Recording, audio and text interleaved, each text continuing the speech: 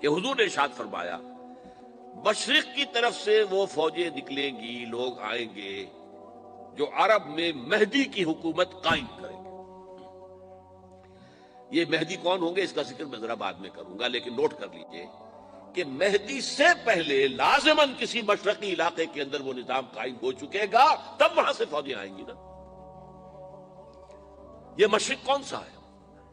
عرب کے مشرق میں آپ چلیے، ایران بھی آ جائے گا، افغانستان بھی ہے، پاکستان بھی ہے، اور اگر اسے اور توسیع دے تو ہندوستان بھی ہے۔ یہ ہے عرب کا مشرق،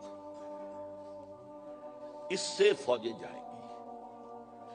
اس کا کیا مطلب ہے کہ اس میں سے کسی جگہ پر نظام خلافت پہلے قائم ہو جائے گا، تاکہ وہاں سے فوجیں جائیں گی جو جزیرہ نما عرب میں حضرت مہدی کی حکومت کو قائم کریں گی۔ اب دوسری حدیث سنیے، یہ سنن ابن ماجہ کی حدیث تھی جو میں نے آپ کو سنائی، آپ نے پڑھی۔ دوسری عن ابی ہریرہ رضی اللہ تعالی عنہ، یہ ترمذی شریف کی روایت ہے، قال قال رسول اللہ صلی اللہ علیہ وسلم یخرج من خراسان رایات سود لا يردها شیء حتی تنصب بایلیا۔ خراسان کے علاقے سے سیاہ جھنڈے لے کر فوجیں آئیں گی، ان کا رخ کوئی موڑ نہیں سکے گا، ان کو پیچھے پھیر نہیں سکیں گے کوئی بھی، یہاں تک کہ وہ یروشلم میں جا کر جھنڈے نصب کر دیں گے۔ ایلیا حضور کے زمانے میں یروشلم کو کہتے تھے۔ یہ یروشلم تھا جب حضرت سلیمان کی حکومت تھی، اور یہاں پر معبد سلیمانی، ہیکل سلیمانی قائم ہوا، پھر یہ یروشلم ہی رہا ہے تاریخ میں، یہاں تک کہ صدر کی حکومت تھی، اور یہاں پر معبد سلیمانی، ہیکل سلیمانی قائم ہوا، پھر یہ یروشلم ہی رہا ہے تاریخ میں، یہاں تک کہ سن 70 عیسوی میں جب ٹائٹس رومی جنرل نے اس کو گرایا، ختم کیا، سیکنڈ ٹیمپل گرا دیا، اور یہاں سے یہودیوں کو کہا نکل جاؤ، یہاں سے کوئی یہودی باقی نہیں رہا، تب بالکل تہو بالا برباد کر دیا۔ اس کے کوئی 150 سال بعد ہیڈریان، رومن ایمپرر ہیڈریان، اس نے پھر دوبارہ آباد کیا اس شہر کو۔ 150 سال تک یہ بالکل بنجر اور بالکل غیر آباد پڑا تھا۔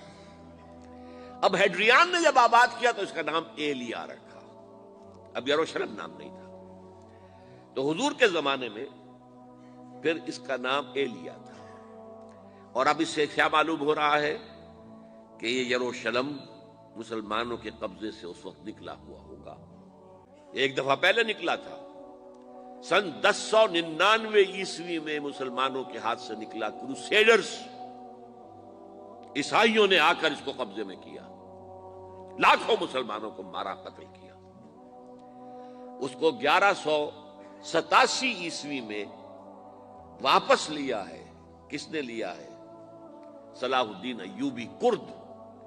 عرب کھوکھلے ہو چکے تھے، عربوں نے کھویا، واپس نہیں لے سکے، بہت حکومت کر چکے تھے، 400-500 برس کی حکومت کر کے، اور ان کے عیش اور ان کے آرام، اب ان میں جان نہیں تھی کہ وہ واپس لے سکے۔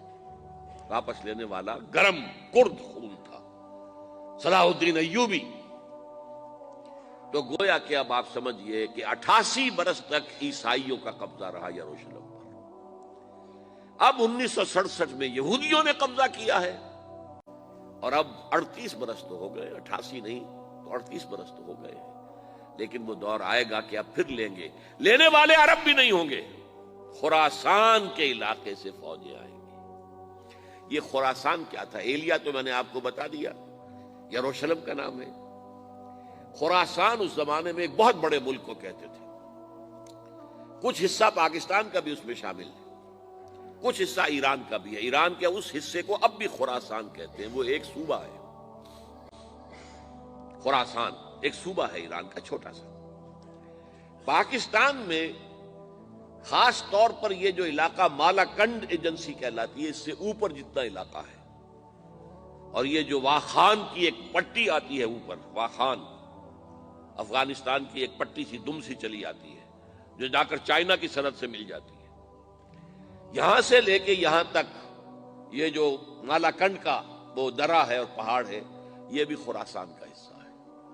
باقی تقریباً 2/3 آف افغانستان ساؤدرن حصہ نہیں ہے خراسان کا حصہ، یہ سیستان کہلاتا تھا، یہ خراسان نہیں ہے، لیکن یہ کہ اوپر کا 2/3 آف افغانستان اور اس کے ساتھ یہ جو عرب، جو اب یہ ترک ممالک آزاد ہوئے ہیں سوویت یونین کی ڈسولوشن کے ساتھ، یہ سارا علاقہ کہلاتا ہے خراسان بزرگ، دی گریٹ خراسان۔